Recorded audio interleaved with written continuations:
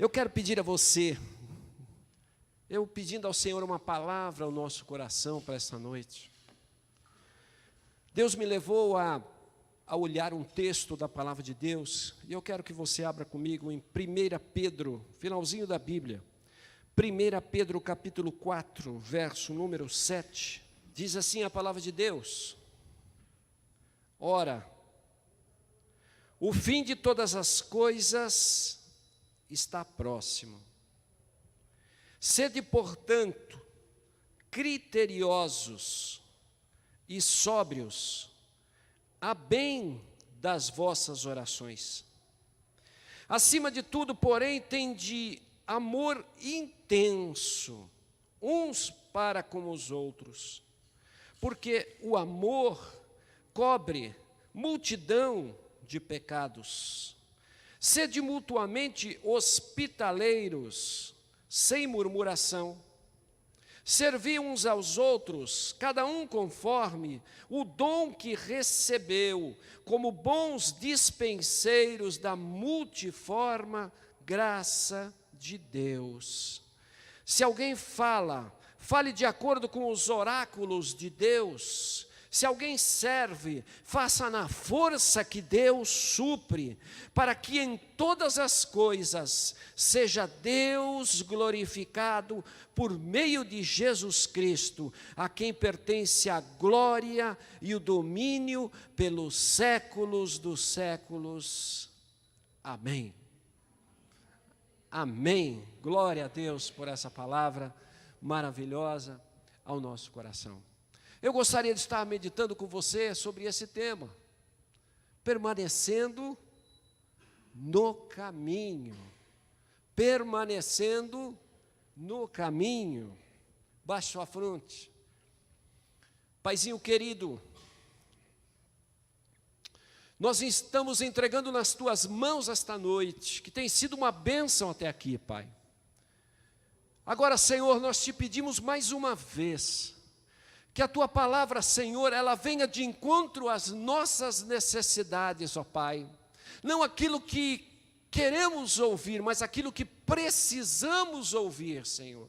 Fala com a Tua igreja, Espírito Santo de Deus, que seja, meu Deus, um terreno fértil, ó Deus, em cada coração, Paizinho. Que a Tua palavra, Senhor, age guarita, ache, Senhor, corações necessitados nessa noite, que Tu fales de uma forma maravilhosa, através do Teu Espírito Santo, Jesus. Continua conosco e nos abençoa, é o que eu quero colocar diante de Ti, ó Pai, tudo na Tua presença, e já Te engrandecer por todas as bênçãos, em nome de nosso Senhor e Salvador, Jesus Cristo.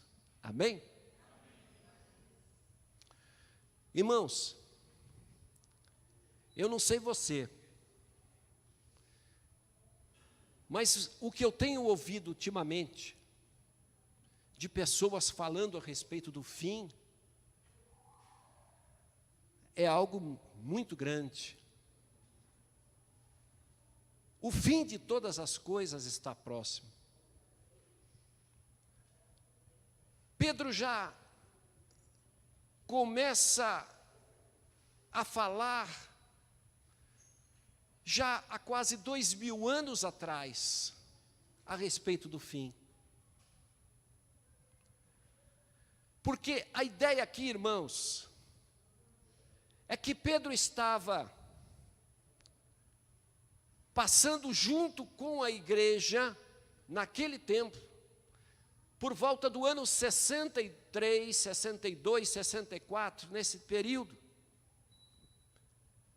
A igreja estava sendo grandemente perseguida.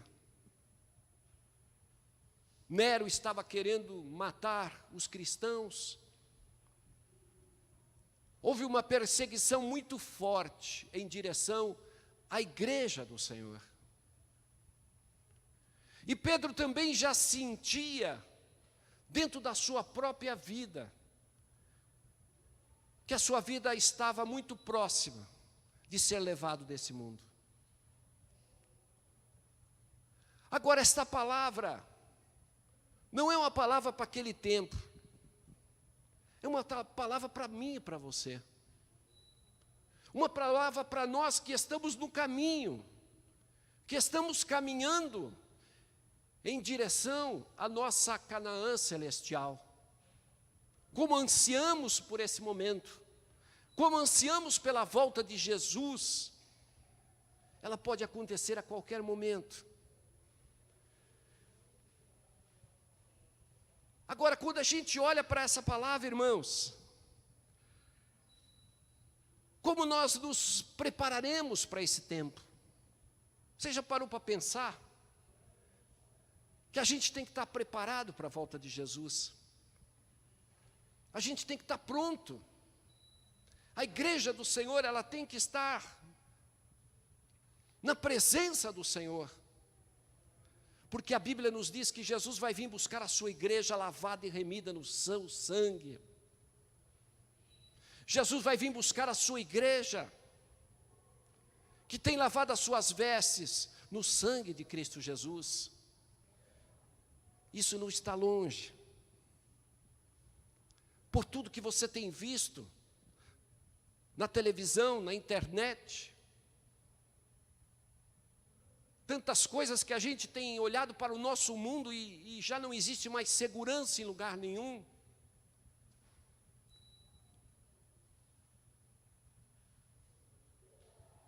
Os países já não estão mais se entendendo mais. E a pergunta que eu faço para você: você está preparado? Você está preparado para a volta de Cristo? Eu acho interessante que Pedro, ele coloca algumas coisas aqui muito importantes na nossa trajetória de vida, que nós precisamos nos atentar firmemente para essa palavra. E quando ele começa aqui a dizer algumas coisas, Pedro não se concentra, irmãos, em questões financeiras. Pedro não se concentra em crise de habitação. Pedro não se concentra com respeito à inflação, os problemas que nós temos. Porque Pedro vivia uma vida sem dinheiro. Pedro vivia uma vida que ele comia os peixes, os milhos, as espigas. Pedro dormia ao relento, ao luar. Pedro não tinha cama. Pedro caminhava, seguia a Cristo, fazia a obra. Então ele não começa a colocar estas questões que nós vivemos hoje. Mas Pedro se concentra, irmãos, nas questões do caráter do cristão. Pedro se concentra nas questões do coração, naquilo que está dentro de cada um de nós, que precisa ser desenvolvido, que precisa ser amadurecido conforme nós vamos caminhando na vida cristã. Então Pedro tem um olhar para a vida daquelas pessoas, cristãos que estavam sofrendo. E ele olha para aquelas vidas e diz: olha, sede criteriosos. O que Pedro está querendo dizer para a gente? Ser criterioso, irmãos, é ter critério, certo? Vem da palavra critério. Você ter critério e saber o que é bom, o que é mal, o que vai edificar a tua casa ou o que não vai edificar. Ter critério a respeito das tuas atividades, de saber o que você quer nessa vida, dos teus projetos, dos teus sonhos. Você tem critério para as coisas que você faz? Ou você faz de qualquer jeito? Seja criterioso.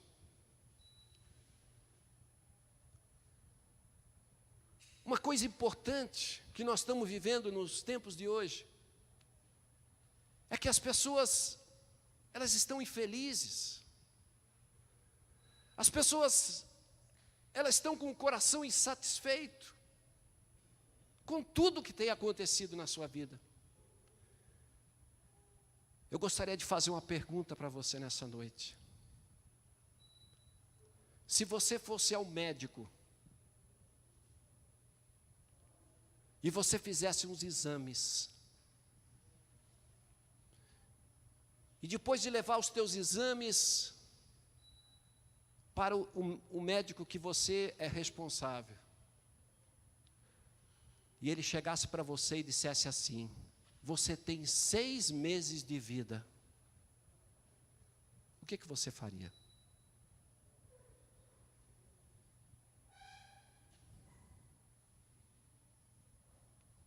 O que você faria se você levasse o teu exame para o teu médico e ele dissesse: olha, não tem jeito, você tem 6 meses de vida? O que você faria? Olha, com certeza, eu vou dizer para vocês o que eu faria. Com certeza, eu amaria muito mais aqueles que estão muito perto de mim. Amaria grandemente as pessoas que estão ao meu redor. Eu talvez fosse viajar para lugares que nunca fui, pegaria todos os meus recursos que eu pudesse, e talvez fosse viajar para lugares que eu nunca fui, falando, vou ter uma última oportunidade de conhecer lugares maravilhosos.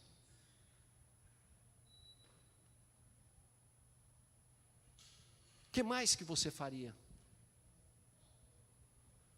Talvez você chegasse para as pessoas que você tem um convívio mais próximo. Talvez alguns motivos que causaram alguma discussão, algum momento difícil, você chegaria para aquelas pessoas, daria um abraço nelas, perdoaria elas, tiraria as mágoas do seu coração, viveria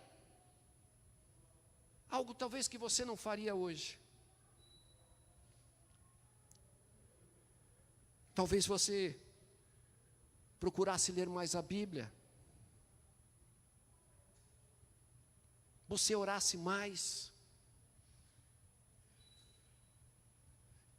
Eu não perderia mais nenhum culto, até meu último dia de vida. Eu estaria presente em todas as atividades de oração. Eu não perderia uma escola dominical. Eu não perderia um momento na presença do Senhor.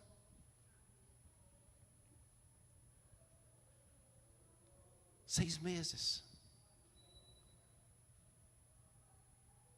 Eu procuraria talvez os meus amigos mais próximos e falei: olha, Jesus ama você. Jesus tem um plano para a sua vida. Pegaria talvez o seu vizinho que você nunca conversou, nunca falou, e chegaria para ele: olha, eu preciso falar com você, Jesus te ama. Jesus tem um propósito para a tua vida.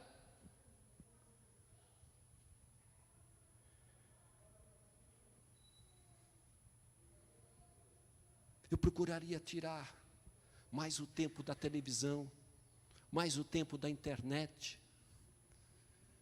e procuraria focar mais as coisas do Senhor. É incrível como a ideia da morte nos ensina a viver.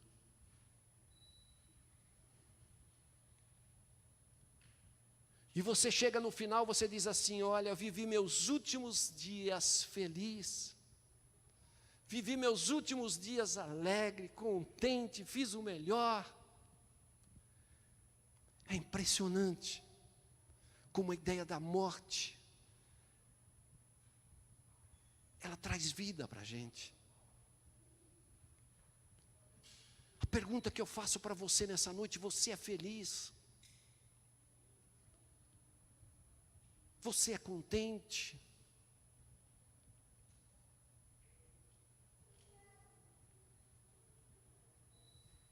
Você tem alegria no coração com aquilo que Deus te deu?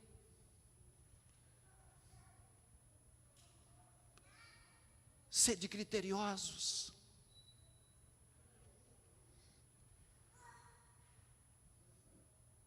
Eu olho para nós, irmãos, e vejo que pessoas nos dias de hoje, elas sempre estão esperando alguma coisa para ser feliz.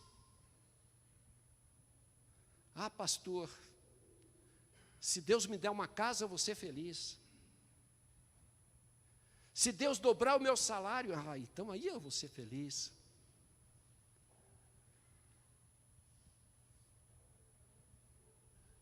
Se Deus fizer tal coisa, eu vou ser feliz. Se Deus trocar o meu carro por um carro zero, aí eu vou ser feliz. É impressionante como a gente vive nesses dias, irmãos, sempre na expectativa de que se alguma coisa acontecer, então eu vou ser diferente.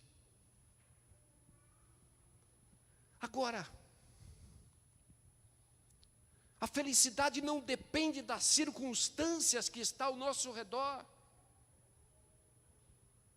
Para ser feliz, eu não preciso ter um carro, ter uma casa, ter um lugar abençoado, ter um bom emprego. Para ser feliz, eu preciso ter Jesus no meu coração. Para ser feliz, eu tenho que ter um encontro com Jesus na minha vida. Certa vez Jesus, ele vai ao encontro de uma mulher samaritana. E Jesus vai de propósito no horário do almoço, porque estava ali uma mulher que estava casada com 6 maridos. Uma mulher que tinha problemas na sua intimidade, problemas no seu coração, mas na visão dela, ela via felicidade. Ela via que poderia ser feliz se através dos relacionamentos pudessem mudar a sua casa, o seu humor, a sua vida. Ela olhava para estes momentos e talvez não conseguia entender por que já passava pelo cesto e não era feliz. E Jesus encontra ela. E Jesus começa a conversar com ela e ela se diz ali. A mulher samaritana, ela sente mais, como sendo tu judeu, fala com uma mulher samaritana, porque naquele tempo não se conversavam. E ali Jesus começa a quebrar as cadeias da vida dela. Jesus começa a quebrar os preconceitos. Jesus começa a trabalhar no coração dela para que ela pudesse entender que não era os relacionamentos da sua vida que iriam trazer felicidade.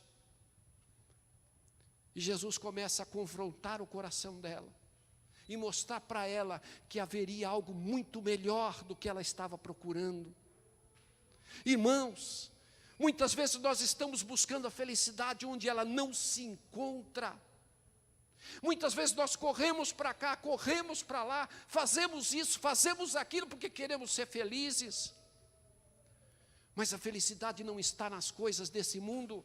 A felicidade, ela pode ser temporária, ela pode vir no momento, no dia seguinte já se torna um vazio dentro do nosso coração. Porque o que preenche a tua vida, que traz força para você, que traz dignidade, amor, alegria ao teu coração, é quando você anda com Jesus nessa caminhada. Aleluia!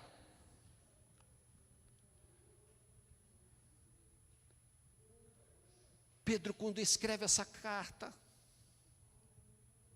ele sabe dos problemas que o povo passava. Sede criterioso, sede equilibrado, sede sóbrio, saiba fazer as coisas certas na hora certa, sem criar problemas, sem criar preocupações.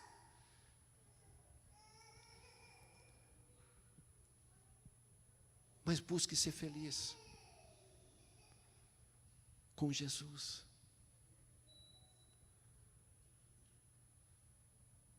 Essa palavra, irmãos, Pedro entende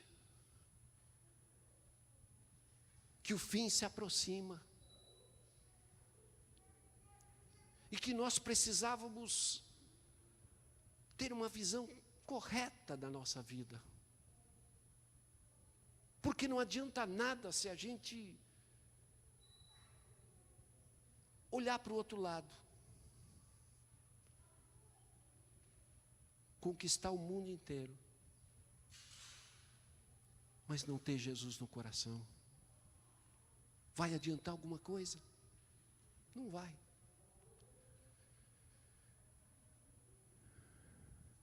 E Pedro fala uma segunda realidade muito importante para nós.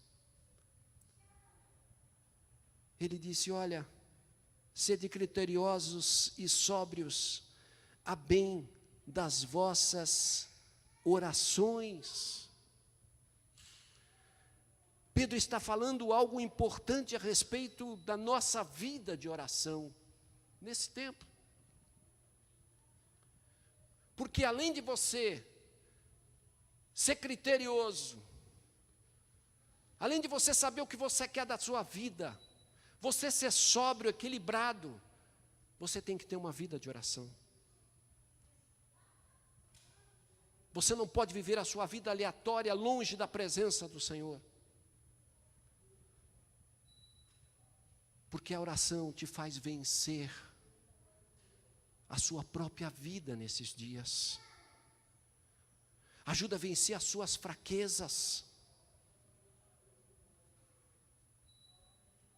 Ajuda nós a não olharmos para a nossa vida, mas olharmos para a vontade de Deus. Jesus fez uma oração assim: não seja feito conforme a minha vontade, mas a sua vontade, Senhor. E eu acho interessante, irmãos, que quando você abre as cartas do Apocalipse, as 7 cartas que o Senhor mandou para João, e as 7 cartas, você pode olhar na sua casa durante a semana. As 7 cartas, elas terminam assim: ao vencedor, ao que vencer, ao vencedor. O que você entende quando você lê essa palavra?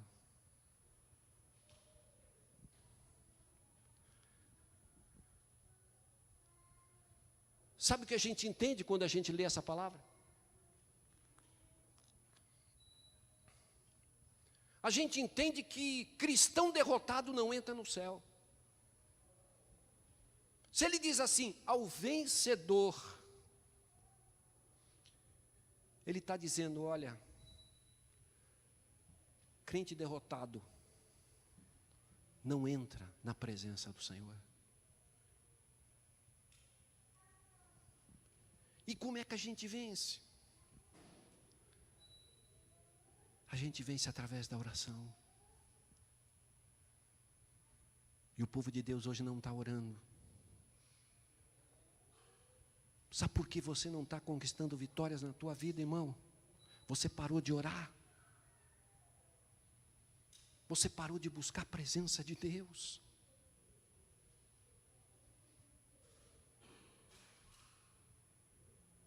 Se você quer ser um vencedor, Se você quer chegar aos céus, você não pode parar de batalhar.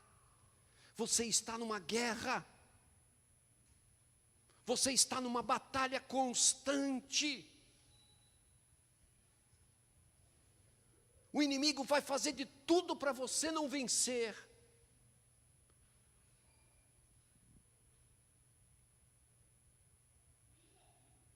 O inimigo vai fazer de tudo para você olhar para trás. O inimigo vai fazer de tudo para que você não alcance o que Deus quer para você. Mas o culpado não é Deus. O culpado somos nós. Porque Deus já deu as diretrizes, Deus já deu as leis, Deus já fez tudo o que nós precisamos para chegar no céu. Agora é comigo e com você. Ou você acha que todo mundo vai chegar no céu? Não vai. A Bíblia diz que o caminho é apertado e pequeno. O caminho é pequeno. E nós, como igreja do Senhor, nós não podemos dormir nesse tempo. Não podemos cruzar os nossos braços. Não podemos simplesmente dizer, pastor, então vou ficar lá em casa, esperando a volta de Jesus, porque se eu sair de casa eu posso morrer, se pode acontecer alguma coisa, eu não vou fazer mais nada. Não é isso que a palavra está querendo dizer para você. Abra comigo no Evangelho de João, capítulo 9, verso número 4. Volta um pouquinho.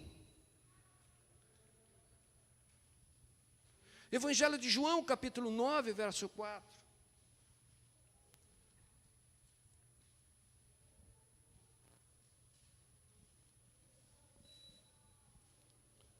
Olha o que Jesus falou aqui.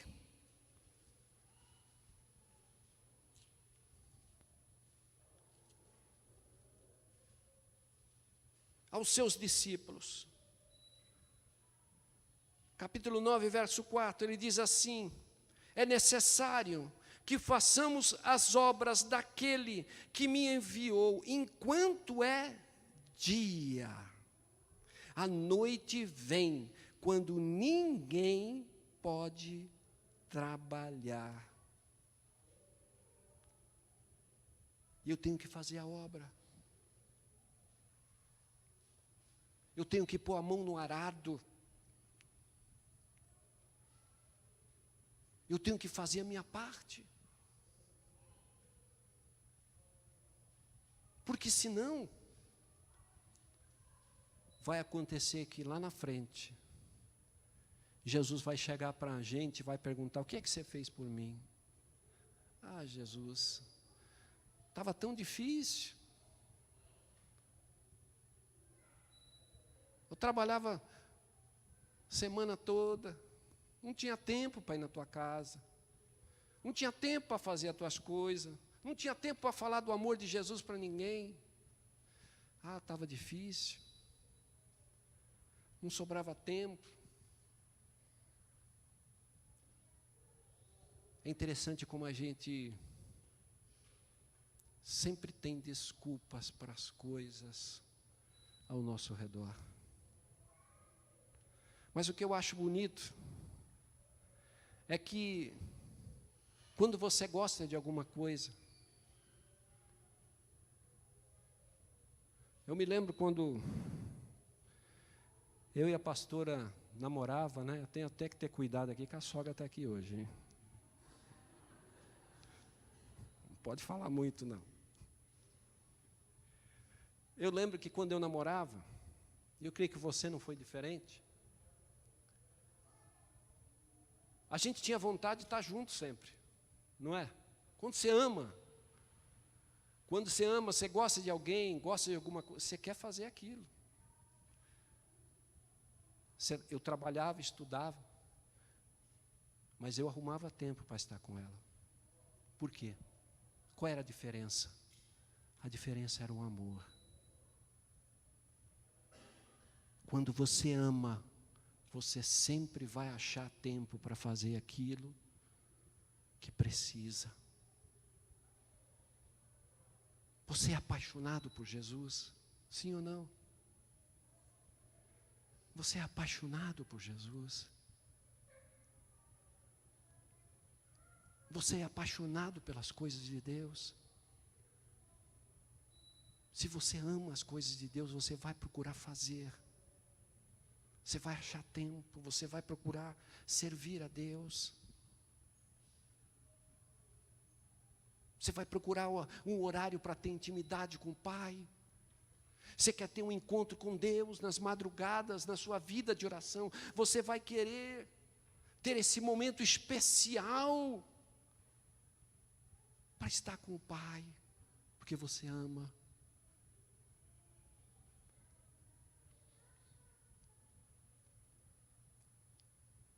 Pedro lhe coloca uma coisa muito importante. Verso 8.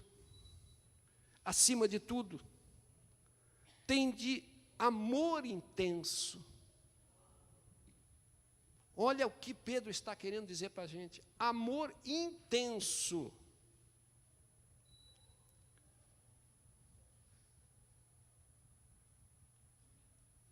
Porque o amor cobre uma multidão dos pecados. Pedro sabia do que falava. Você se lembra quando Jesus encontrou a Pedro e perguntou para Pedro: Pedro, tu me amas? E Pedro disse: Senhor, tu sabe que eu te amo. Pedro, tu me amas, Pedro? Senhor, eu te amo. Pedro, tu me amas? 3 vezes Jesus pergunta para Pedro. Pedro se entristeceu. Pedro entendeu o amor que Jesus queria para ele, para a gente.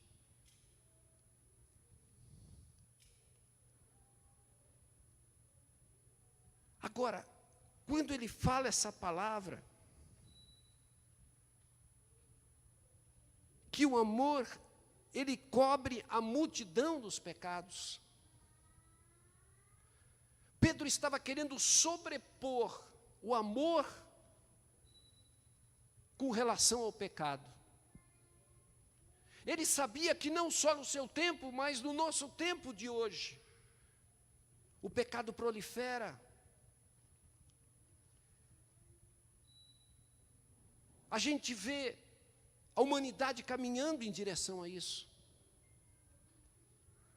Agora, quando ele diz essa palavra, irmãos, ele não está querendo aqui negar os pecados, deixar de lado os pecados que estão diante dele. Mas ele diz: olha, se você ama, você vai saber enxergar as pessoas que estão pecando. Você vai saber amar as pessoas que estão pecando. Este é verdadeiramente aquilo que esse versículo representa. Deixa eu explicar mais para você aqui. Quando Noé saiu da arca,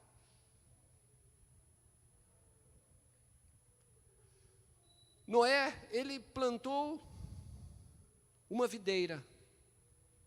E essa videira cresceu e ele se embebedou. E o que Noé fez? Se embebedou e ficou nu. Aí Cão veio, um dos seus filhos, e viu a nudez do pai. E chegou e falou para os seus irmãos, Sem e Jafé: olha, o pai está nu lá. Sem e Jafé, eles tomam uma atitude diferente. Eles pegam um lençol e vão com o rosto escondido, e vão perto do pai, e não veem a nudez do pai.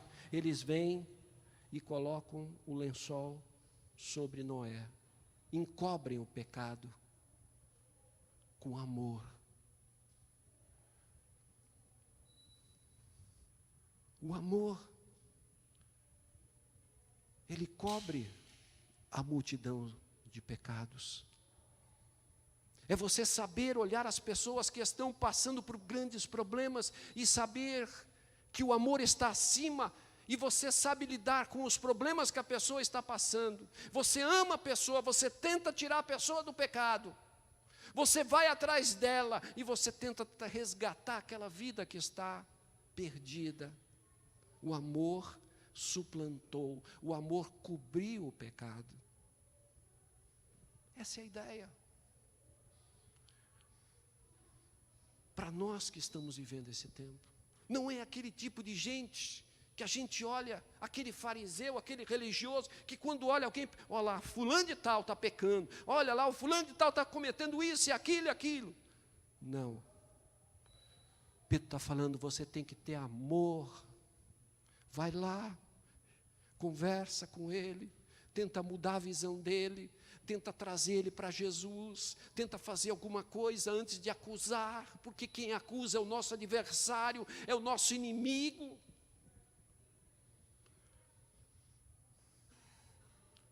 Pedro sabe que o tempo que a gente vive é um tempo difícil.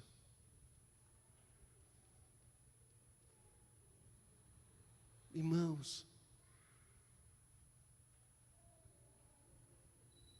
é importante a gente olhar para a palavra de Deus. É importante a gente olhar para aquilo que a gente está vivendo hoje. O tempo do fim está próximo.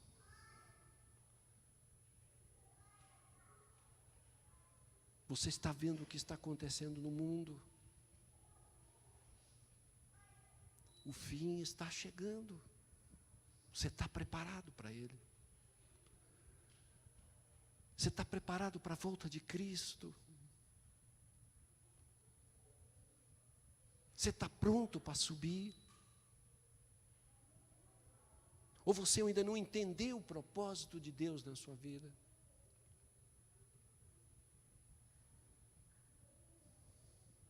Tem muita gente dormindo. Tem muita gente que não despertou.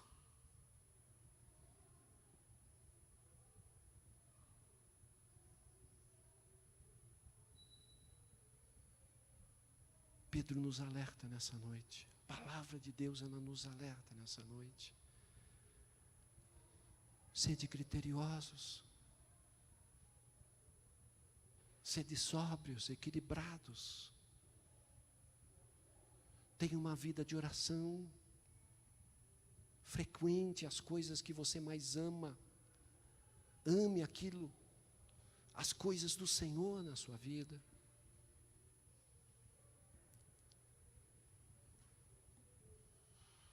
Ame seu irmão. Tenha um amor intenso. Interessante que Jesus deixou esse mandamento para a gente. Um novo mandamento vos dou. Qual é? Amar a Deus sobre todas as coisas e amar o próximo como a si mesmo. Amar o próximo como nós nos amamos. É um desafio para a igreja do Senhor. Para nós que estamos envolvidos nessa caminhada.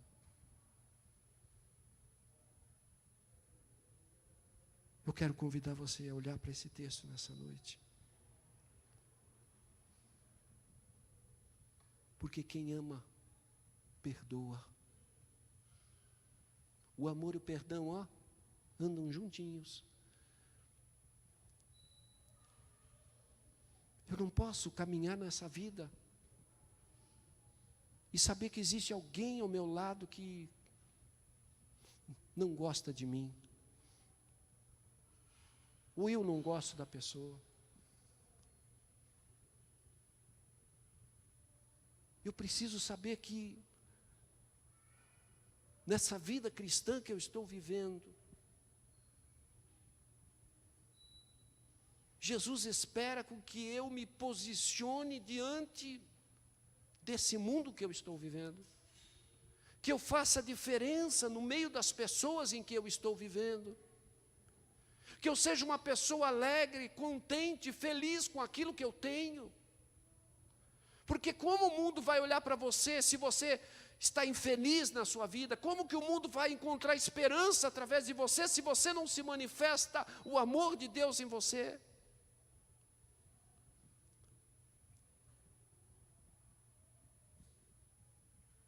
Jesus olha para nós nessa noite.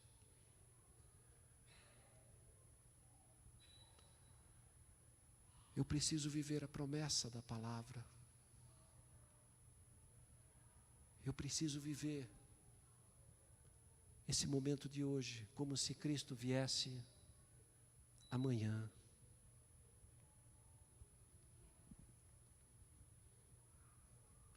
Eu preciso viver hoje contente, alegre, feliz. Olha para você hoje. Olha para a sua casa abençoada que você tem. Seu marido tem um emprego. Seus filhos trabalham. Você tem um bom carro. O que mais que você precisa?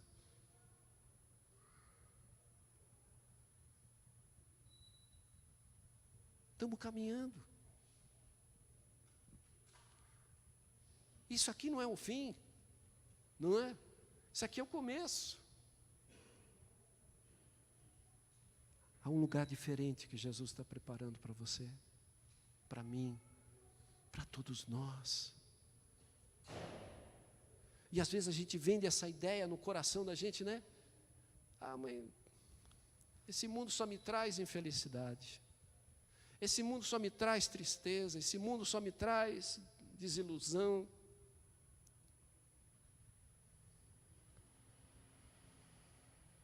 Então, Jesus morreu para você para quê? Para que Jesus morreu? Jesus morreu para me salvar. Mas Jesus morreu também para te dar uma grande esperança para mim e para você.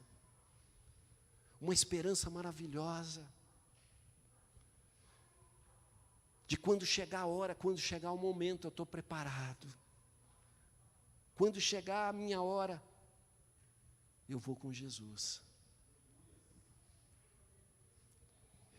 Eu estou pronto. Eu estou feliz.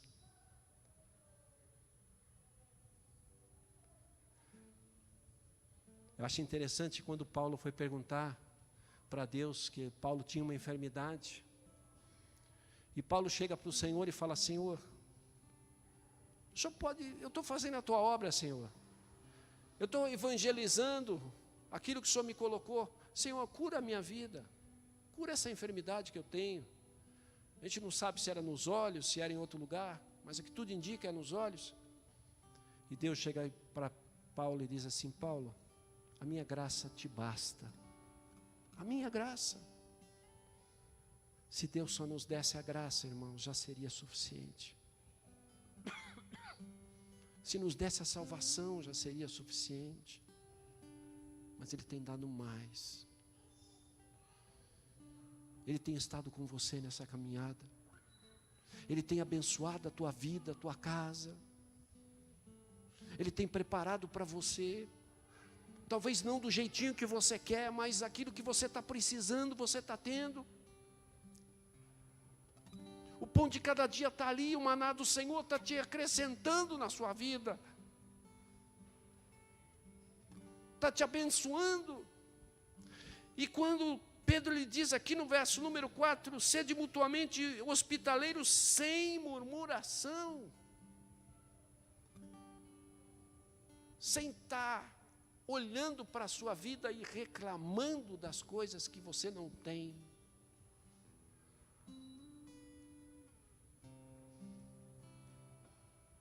Como é gostoso a gente chegar à noite e colocar a nossa cabeça no travesseiro.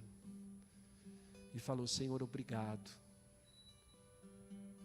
Obrigado pela minha família, pelos meus filhos, pela minha casa. Obrigado, Senhor. Eu sou feliz contigo. Eu sou feliz nessa caminhada com o Senhor.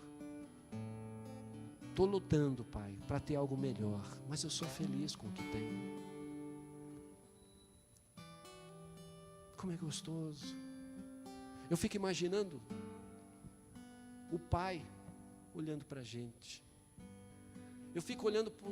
Imagina você, o seu filho, quando chega para você: papai, sou tão feliz, pai, com você. Papai, mamãe, dá um abraço. Vem aqui, papai, dá um abraço.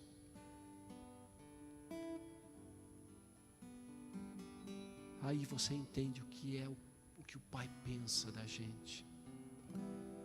Como o pai fica feliz quando a gente agradece. Quando a gente diz: Senhor,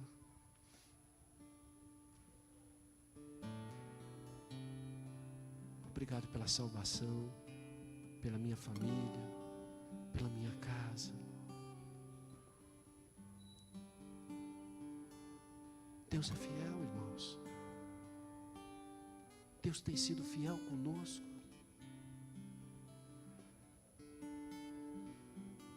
E Deus vai continuar sendo fiel com você.